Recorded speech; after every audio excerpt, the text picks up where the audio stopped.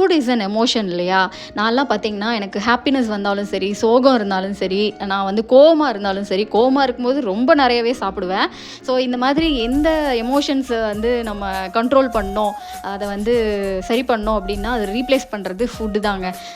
நம்ம சாப்பிட்டா போதும், நான் எல்லாமே எனக்கு நார்மல் ஆயிடும், சாட்டிஸ்ஃபை ஆயிடுவேன், காம் ஆயிடுவேன். ஸோ அந்த மாதிரி தான் நானும். எத்தனை பேர் அந்த மாரி இருக்கீங்க? கமெண்ட்ல சொல்லுங்க. அதுவும் எஸ்பெஷலி கோவம் தான் அதிகமா சாப்பிடுவீங்கன்னா, கமெண்ட்ல சொல்லுங்க. அது வேறு ஒன்றும் இல்லைங்க, மேனுஃபேக்சரிங் டிஃபெக்ட்டு. எங்கள் வீட்டில் பார்த்தீங்கன்னா, எப்போவுமே எங்கள் ஃபேமிலியில் எங்கள் அம்மா, அப்பா வளர்த்த விதம், அதுவும் எஸ்பெஷலி எங்கள் அம்மா பார்த்தீங்கன்னா, அவங்களோட பாசம் காட்டுறதா இருந்தாலும் சரி, என்ன எமோஷன்னாலும் சரி, ஐயோ பொண்ணுக்கு ஏதாவது பண்ணணும் அப்படின்னா போதும், உடனே போய் ஏதாவது சாப்பிட்றதுக்கு வாங்கி கொடுத்துருவாங்க. நான் சோகமாக இருக்கேன் அப்படின்னா கூட்டு போய் சாப்பிட வாங்கி கொடுத்துருவாங்க. ஸோ அந்த மாதிரியே பழக்கிட்டாங்க. அவங்களோட லவ் லாங்குவேஜ் எப்போவுமே ஃபுட்டாக தான் இருந்திருக்கு. ஸோ அதனாலேயே நானும் வந்து ஃபுட்டோட ரொம்ப கனெக்ட் ஆகிட்டேன். இன்னொரு விஷயமும் உங்ககிட்ட ஷேர் பண்ணணும்னு நினச்சேன். லைஃப்பில் வந்து ஹாப்பினஸ் முக்கியமா, பீஸ் முக்கியமா அப்படின்னு கேட்டால், நான் வந்து பீஸ் தான் சூஸ் பண்ணுவேன். எத்தனை பேர் பீஸ் சூஸ் பண்ணுவீங்கன்னு கமெண்ட்டில் சொல்லுங்கள்.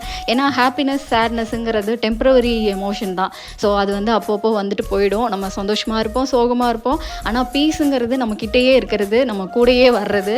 நம்ம அதை சூஸ் பண்ணோம் அப்படின்னா லைஃப் லாங் நிம்மதியாக இருக்கலாம்.